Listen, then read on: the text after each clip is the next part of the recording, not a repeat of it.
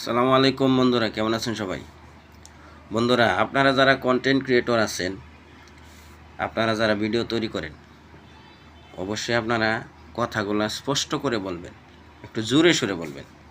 কারণ কথা যদি স্পষ্ট না হয় তাহলে কিন্তু শ্রোতাদের বুঝতে সমস্যা হয়।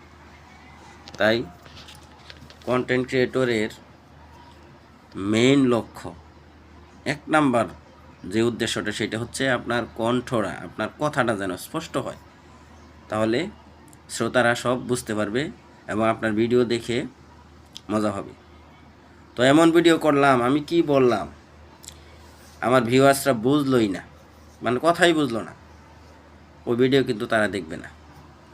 ঠিক আছে? তো আমরা যাই বলি, যেটাই বলি, সেটা যেন স্পষ্ট হয়, কথাগুলো যেন সবাই বুঝতে পারে, সেদিকে আমরা সবাই নজর দেব। ধন্যবাদ সবাইকে।